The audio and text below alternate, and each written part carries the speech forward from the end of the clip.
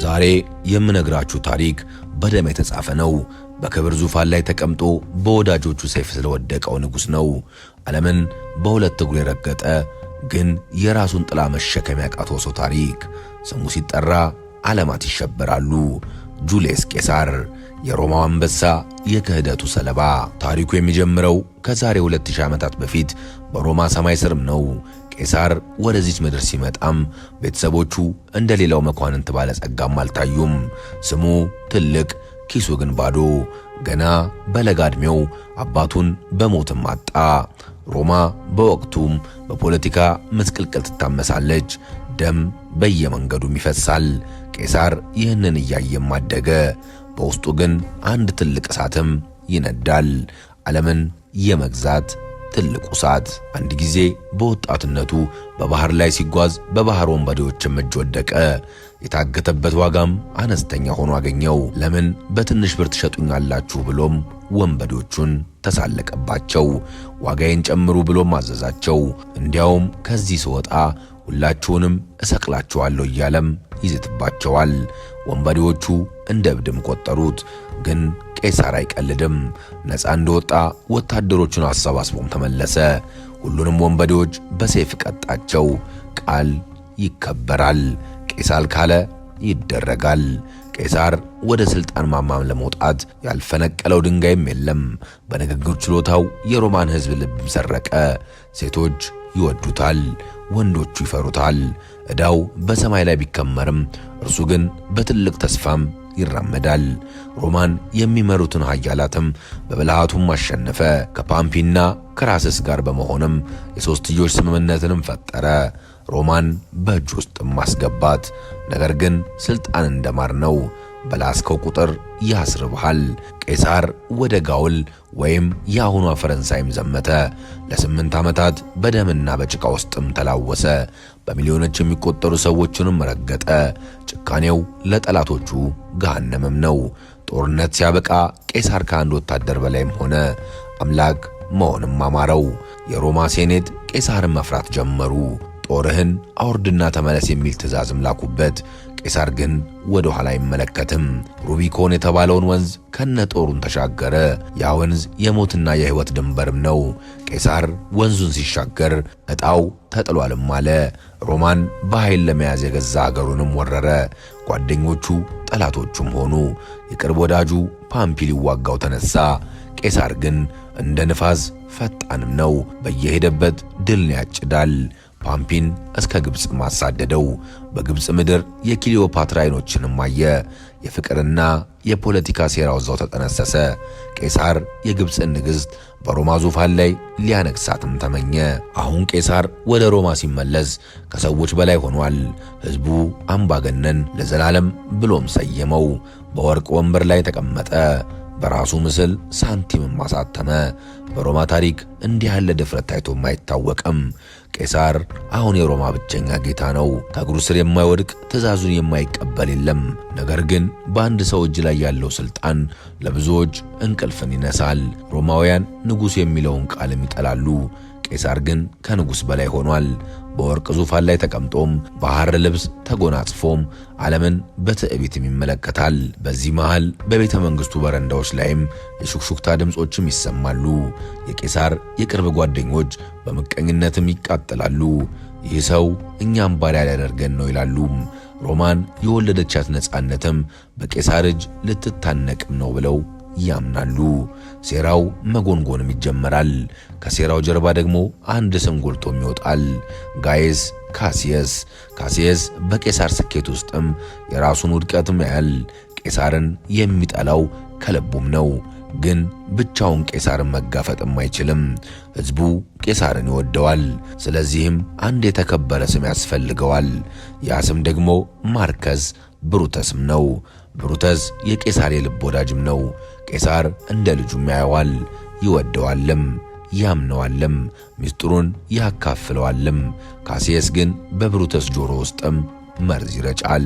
ቄሳርን የምትወደው ከሮማን በላይ ነውን እያለም ይጠይቀው ነበር። ብሩተስ ሆይ ንቃ፣ ቄሳር አምባገነን እየሆነ ነው። ሮማን ለማዳን ቄሳር መሞት አለበትም ይለዋል። ብሩተስ በሁለት ስሜት መካከልም ይዋዥቃል። የጓደኛው ፍቅርና የሀገሩ ፍቅርም በውስጡ ይጋጫሉ። በመጨረሻም ግን ተንኮሉ ያሸነፈውና ብሩተዝ ከጓደኞቹ ጋርም ይወግናል። ክፉ ቀናት እየቀረቡም ይመጣሉ። ቄሳር ግን በራሱ መተማመን ተውጧል። ሰማዩ ምልክትን ያሳያል። ከዋክብት ይወድቃሉ፣ እንስሳት ይደነብራሉ። የቄሳር ሚስት ካልፑርኒያ መጥፎ ሕልምም ታያለች። በሕልሟ ቄሳር ታርዶ ደሙ እንደ ምንጭ ሲፈስም ታያለች። እባክህ ዛሬ ወደ ሴኔት አትሄድም ብላ እግሩ ስርም ትወድቃለች። ቄሳር ግን ይስቃል። ፍርሃት ለደካሞች ነውም ይላል። አንድ ባለ ራእይም መንገድ ላይ ያገኘዋል። ቄሳር ሆይ የመጋቢት 15 ቀንን ተጠንቀቅም ይለዋል። ቄሳርም መጋቢት 15 መጣ እኮ ይለዋል በፌዝ መልክ። የአርቆ ሐሳቢ ግን አዎ መጣ፣ ግን ገና አላለፈም ብሎም ይመልስለታል። የሴኔቱ አዳራሽ በዝቷል። ቄሳር በኩራት እየተራመደም ይገባል። ዙሪያውን የከበቡት ሰዎች ለመለመን የመጡም ይመስላሉ፣ ግን በልብሳቸው ውስጥም ስለታም ቢላዋ ደብቀዋል።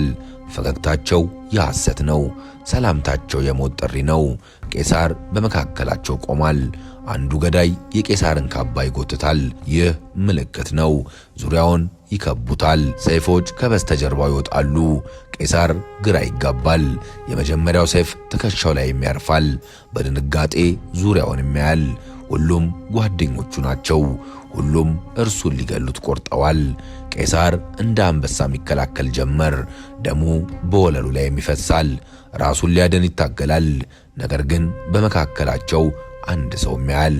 ብሩተስን የሚወደውና የሚያምነው ልጁ አድርጎ የቆጠረው ብሩተስ ሰይፉን ይዞ ቆሟል። ቄሳር መታገሉን ያቆማል። የልቡ ስብራት ከሰይፉ ቁስልም ይበልጣል። ቄሳር በገዳዮቹ መካከል ቆሞም የመጨረሻውን የክህደት መርዝም ይጋታል። በሰውነቱ ላይ 23 ጊዜ ሰይፎችም ያርፋሉ።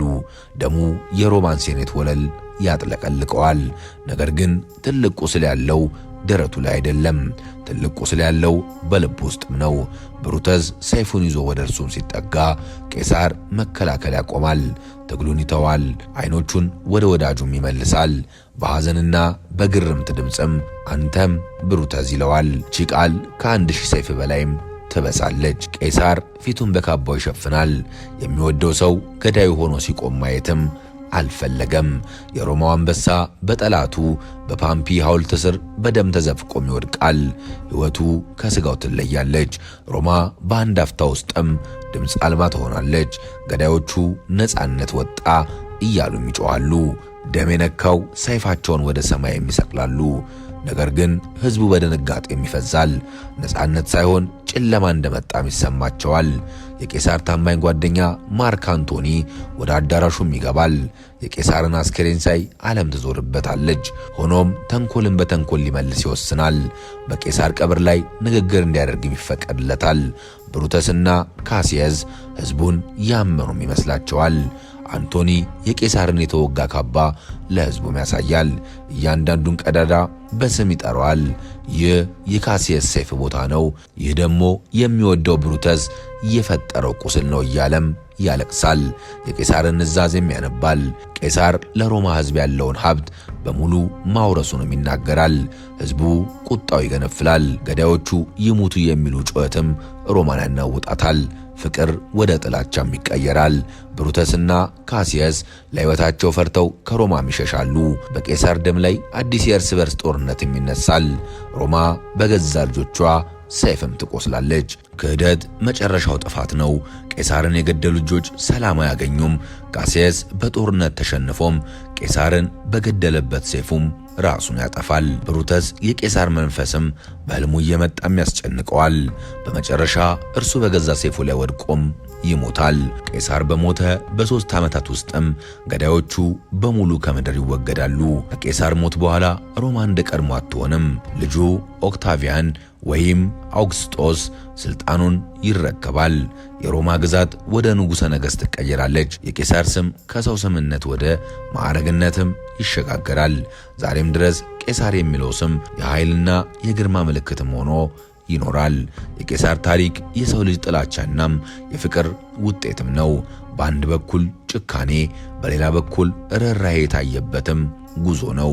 የታሪኩ ትልቅ ቁም ነገር ግን ክህደት ከማንም ሳይሆን ከሚወዱት ሰው እንደሚመጣም ማሳየቱ ነው። ቄሳር በጠላቶቹ ጦር ሜዳም አልወደቀም። ቄሳር የወደቀው በጓደኞቹም እቅፍ ውስጥ ነው። ታሪኩ እዚህ ላይ ያበቃል። የሮማው አንበሳ በታሪክ መዝገብ ውስጥም ደሙን ትቶ ያልፋል። ታሪኩን ከወደዳችሁት ላይክ እና ሼር፣ ሰብስክራይብ ማድረጋችሁንም እንዳትረሱ። በቀጣይ ቪዲዮ እስክንገናኝ ሰላም ቆዩልን።